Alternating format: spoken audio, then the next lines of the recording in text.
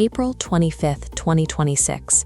Deep inside the subterranean ballroom of the Washington Hilton, 2,300 journalists and politicians in tuxedos and gowns are settling in for the White House Correspondents Dinner. But right as the first course is served, 5 to 8 loud pops ring out in the hallway. Guests dive to the floor. Secret Service agents begin screaming orders, swarming the stage with their weapons drawn. At the center of it all, President Donald Trump's protective detail immediately surrounds him, rushing him off the stage and rapidly extracting him from the room. Just outside the ballroom doors, a 31-year-old man named Cole Tomas Allen is heavily armed. He has brought a shotgun, a loaded handgun, and multiple knives to a crowded social gala. To understand how a man carrying an arsenal managed to get mere yards away from the commander-in-chief, we have to pull back and deconstruct the highly specific spatial architecture of presidential protection. The Secret Service uses a multi-layered protection system. Visualize expanding concentric circles, with the president at the center. The outermost circle is the property line. At 2 p.m., the Hilton went into a hard lockdown. No random members of the public were allowed inside. But this outer boundary was what security experts call a soft perimeter. There was an exception built into the rules. Registered hotel guests were legally allowed to enter the building and move around the lobby. Cole Tomas Allen exploited this exact gap.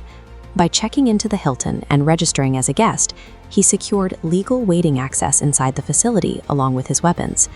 Securing a public hotel means balancing safety with commerce. Because that outer shell remained semi-permeable for guests, the entire security apparatus had to rely on a single, impenetrable internal choke point. That choke point was the entrance to the subterranean ballroom. This is the hard perimeter, the absolute physical dividing line separating the public space from the president. To cross this line, every attendee had to provide a ticket verification, walk past heavily armed Secret Service agents, and step through a series of magnetometers. Allen didn't try to blend in. Instead, he launched a rapid 50-yard charge straight down the corridor, aiming directly for this exact ballroom checkpoint. The physical layers worked exactly as engineered. The moment he hit the checkpoint, agents intercepted him, completely halting his forward momentum before he could cross the threshold into the room. The hard perimeter successfully absorbed the impact. By holding that line, security forces converted a potential mass casualty event inside a crowded room into an isolated, contained confrontation in the lobby. At that physical barrier, the confrontation turned violent, as law enforcement and the suspect traded gunfire. One law enforcement officer took a direct hit. He survived because the round struck his tactical bullet-resistant vest. Instead of returning lethal fire, heavily armed counter-assault agents physically tackled Allen to the ground. They disarmed and handcuffed him without inflicting a single gunshot wound. While the tactical team neutralized the threat in the lobby, the innermost security ring went to work. The moment the first shots rang out, Trump's personal detail grabbed him and rapidly moved him off the stage. They rushed the president into a highly secure suite deep within the hotel. This specific safe room wasn't an accident.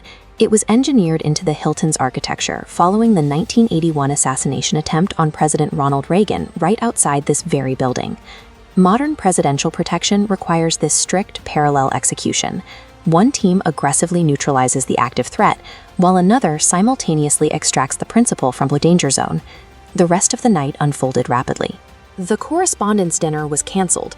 Allen was booked on federal firearms charges, and a completely uninjured Donald Trump held a late-night press conference at the White House. Speaking to reporters, Trump specifically noted how fast the attacker was moving, praising the Secret Service checkpoint system for successfully stopping the charge. This chart visualizes the escalating frequency of violence against the president. We can see the assassination attempt in Butler, Pennsylvania, the foiled plot at his Florida golf course, and now this Washington Hilton attack. This marks the third major threat in his immediate vicinity since 2024. The physical mechanics of security checkpoints are demonstrably more sophisticated and successful today than at any point in history, yet they are being actively tested at a rate that pushes the limits of human reaction. The attack at the Washington Hilton proves these impenetrable rings of defense are no longer hypothetical precautions. In a highly dangerous era for American political leaders, flawless execution at the perimeter is an absolute daily requirement.